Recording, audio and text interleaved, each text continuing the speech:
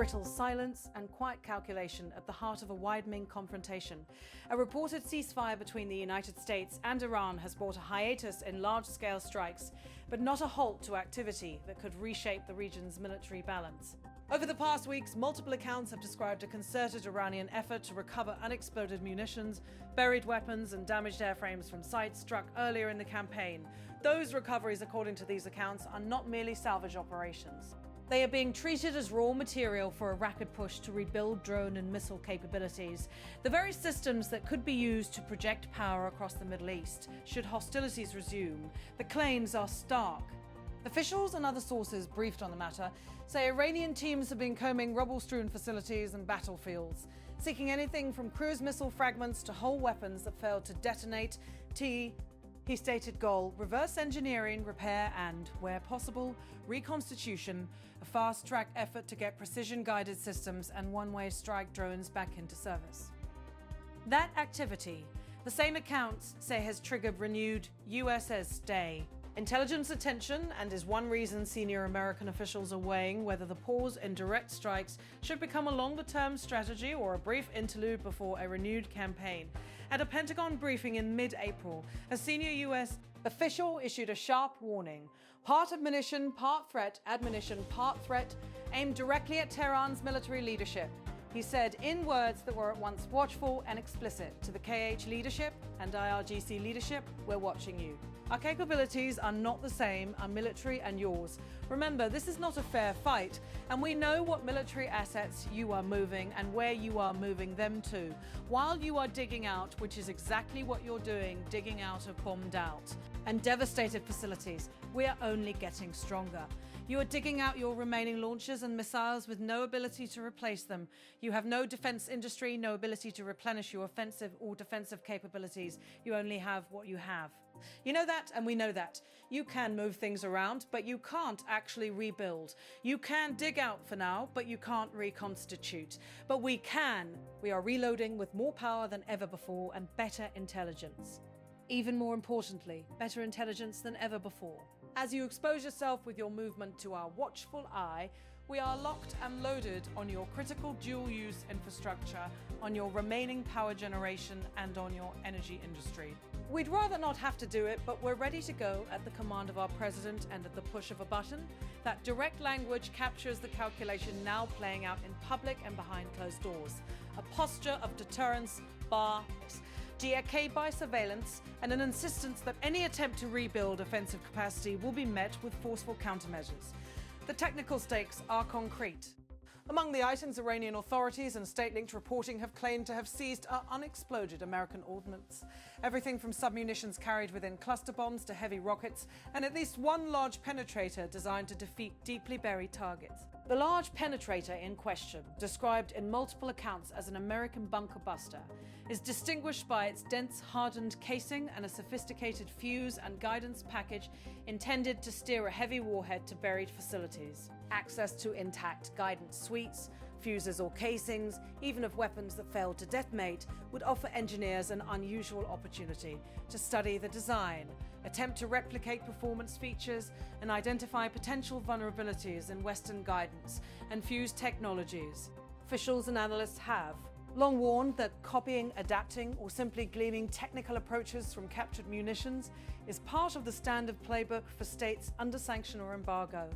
Iran's history of reverse engineering, particularly in drone and missile systems, is well known. What makes the current moment notable is the scale and variety of materials said to be under analysis. Small diameter precision bombs, a pair of cruise missile remnants, tens of thousands of submunitions, and reports of an intact heavy penetrator that did not detonate. Iranian research and development units are now, according to these accounts, busy examining casings, guidance electronics, and fusing mechanisms to inform indigenous designs and hardening techniques. At home, the Iranian government has sought to portray these recoveries as evidence of resilience and ingenuity. State media coverage has emphasized the transfer of unexploded munitions to military research centers, framing the work as defensive and technical. An effort to understand how foreign weaponry was used against Iranian facilities and to prepare countermeasures for the future.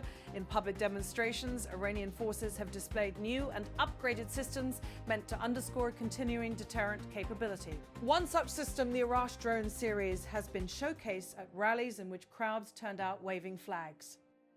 The Arash, described in Iranian reporting as a one-way kamikaze drone and a longer-range evolution of earlier models, was paraded through a central square mounted on transport vehicles, a clear signal meant for domestic and foreign audiences alike.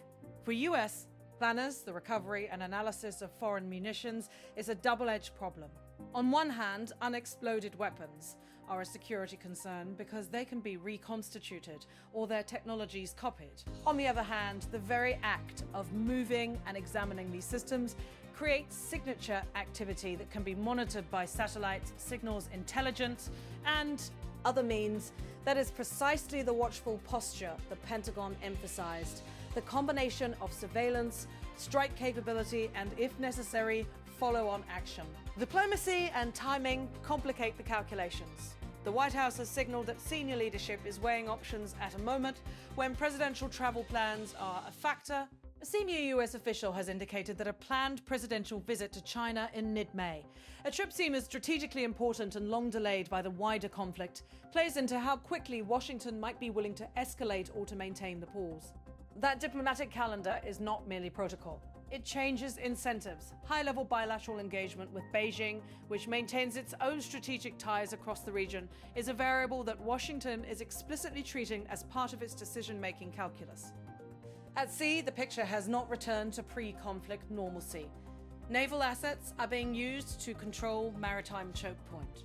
CES and American authorities say they remain focused on constraining Iran's ability to export oil and generate revenue.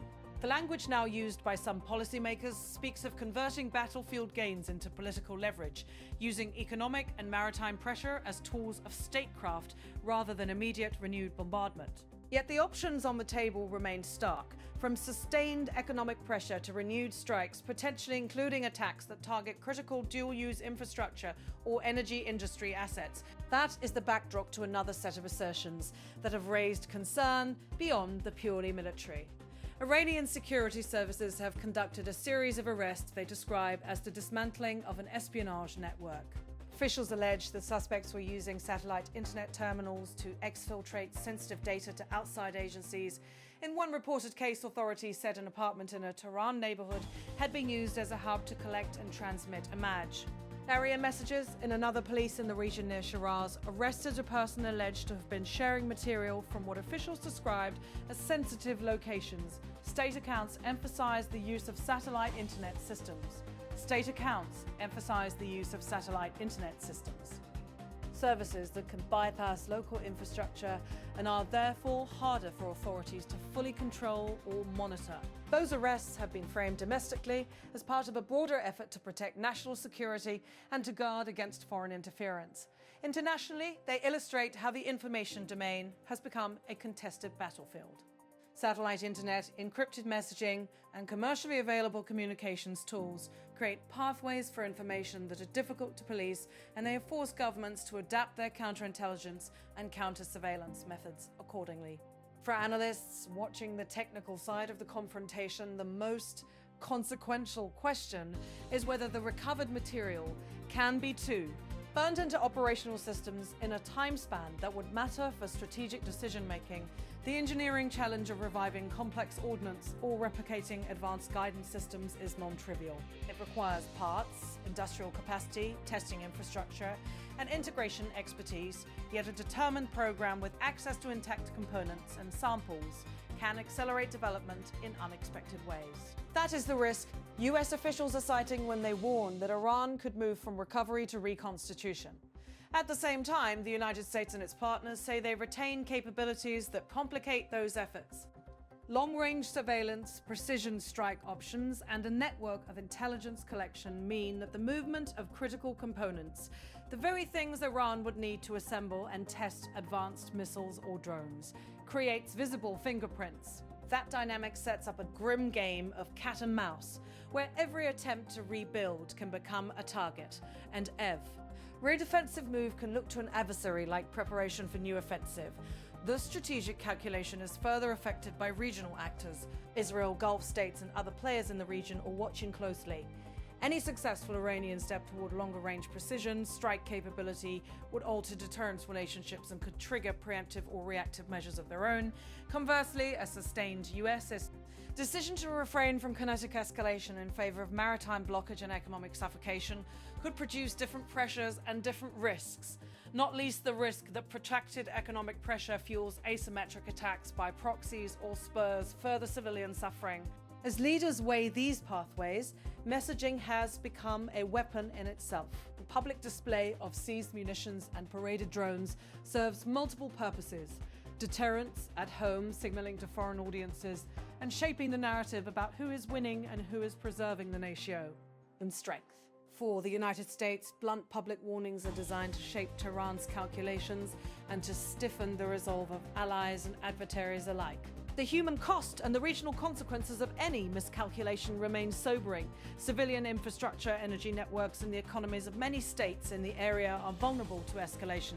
The recovery of weapons from battlefields does not erase the damage of strikes, and the reuse or adaptation of those systems risks reining a cycle of strikes and reprises to reprise. Diplomacy can reduce that risk, but it requires leverage and trust, both in short supply. For now, the truce is a tense pause. Surveillance platforms continue to monitor suspected movement and repair activity. Research teams on both sides assess technical gains and vulnerabilities. Political leaders weigh travel, summitry, and negotiations against the immediacy of military options and humanitarian concerns. In the interstices, scientists and engineers were the conflict K on both sides to understand the mechanical and digital guts of modern weapons, a race where access to even a single intact component can yield disproportionate returns. What comes next depends on choices that are at once strategic, technical, and political. Will the pause become a longer-term freeze enforced through sanctions and maritime control? Will it be a prelude to renewed strikes aimed at denying reconstitution, or will it devolve into creeping escalation as suspected recoveries and countermeasures feed into new rounds of attack and retaliation? Listeners should take away two plain truths.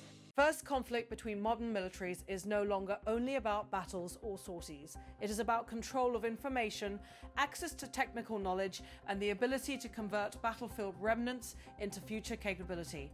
Second, the period after a ceasefire can be as consequential as the shooting itself. It is when the hard work of rebuilding, repairing, reverse engineering, and reimagining systems takes place. Often out of sight, but with effects that ripple outward. In the weeks ahead, watch for three markers that will tell us which path the crisis is following: the pace and visibility of Iranian recovery operations, the willingness of U.S. Iranian recovery operations, and allied forces to strike suspected reconstitution sites, and the movement of diplomatic channels that could lock in either containment or confrontation. Each will mean different futures for the region, and each will test whether the current pause is the calm before a renewed storm, or the fragile start of a longer, more stable stalemate.